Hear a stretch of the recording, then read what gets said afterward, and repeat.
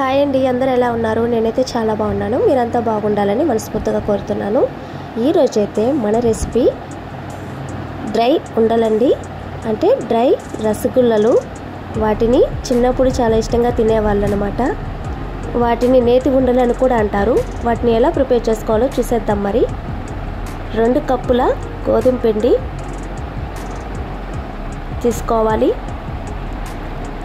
దాంట్లో కొంచెం సాల్ట్, అలాగే 2 టేబుల్ స్పూను కార్న్ ఫ్లోరు వేసుకోవాలి. ఈ కార్న్ ఫ్లోర్ ఎందుకు వేస్తారంటే రసగుల్లలు అనేవి మెత్తగా సాఫ్ట్గా ఉండడానికండి. అందుకని కార్న్ ఫ్లోర్ అనేది 2 టేబుల్ స్పూన్ని యూజ్ చేస్తున్నాను. తర్వాత కొంచెం ఫుడ్ కలర్ కోసమని నేను red colour food colour add చేస్తున్నాను. యాడ్ చేసుకొని ఫుడ్ కలర్ అనేది యాడ్ చేసుకొని ఈవెన్గా కలుపుకోవాలి. మనం ఇలా చేతులతో బ్రష్ చేసినప్పుడు ముద్దలాగా అవ్వాలన్నమాట. కొంచెం వాటర్ యాడ్ చేసుకుంటూ మనం చపాతీకి ఏ విధంగా అయితే పిండి ప్రిపేర్ చేసుకుంటున్నామో అదేవిధంగా ఈ రసగుల్లలాకి కొంచెం వాటర్ అనేది యాడ్ చేసుకుంటూ కలుపుకోవాలి. చపాతీ పిండిలాగా ఇలా అతుక్కున్నట్టు అనిపిస్తే చేతికి కానీ బౌల్కి కానీ కొంచెం ఆయిల్ యాడ్ చేసుకొని మళ్ళీ కలుపుకోండి ఈవెన్గా.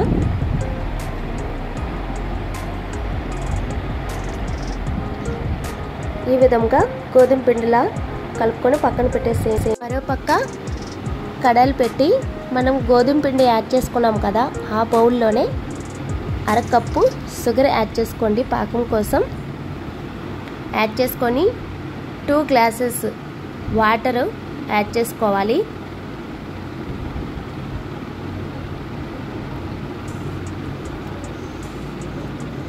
తర్వాత నేను 4 ఏలక్కాయలు తీసుకున్నానండి, స్మెల్ కోసమని.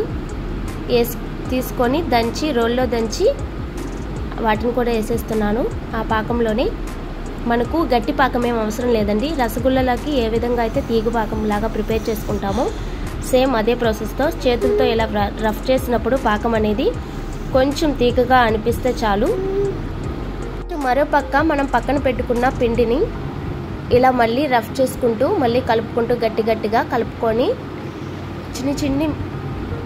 చిన్ని బాల్స్ లాగా తీసుకొని మనం గోళీల సైజులో అయినా లేదా నిమ్మకాయ సైజులో అయినా ప్రిపేర్ చేసుకోవచ్చు. ఈ విధంగా రఫ్ చేసుకొని ఈ విధమైన రౌండ్ లాగా రావాలన్నమాట. నేనైతే నిమ్మకాయ అంత సైజులో చేస్తున్నానండి.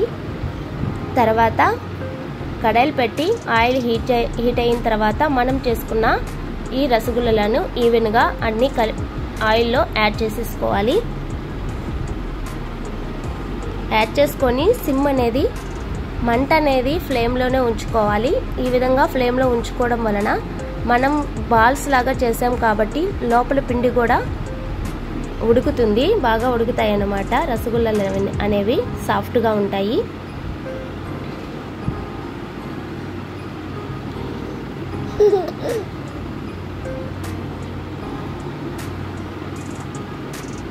ఈ విధంగా అన్నీ వేసేసుకొని ఒకసారి ఆయిల్తో ఇలా వీడియోలో చూపించినట్టుగా కలుపుకోండి. అన్నీ ఈవెన్గా స్ప్రెడ్ అవుతాయి కలిసిపోకుండా. తర్వాత మరో పక్క టర్న్ చేసుకుంటూ బ్రౌన్ కలర్ వచ్చిన తర్వాత వెంటనే మనం పాకం పట్టిన షుగర్ పాకంలోకి వేసేసుకోవాలి. ఈ షుగర్ పాకం అనేది వేడిగానే ఉంచాలండి, వేడిగానే ఉండాలి. అన్నీ ఈవెన్గా తీసేసి షుగర్ పాకంలో వేసేసి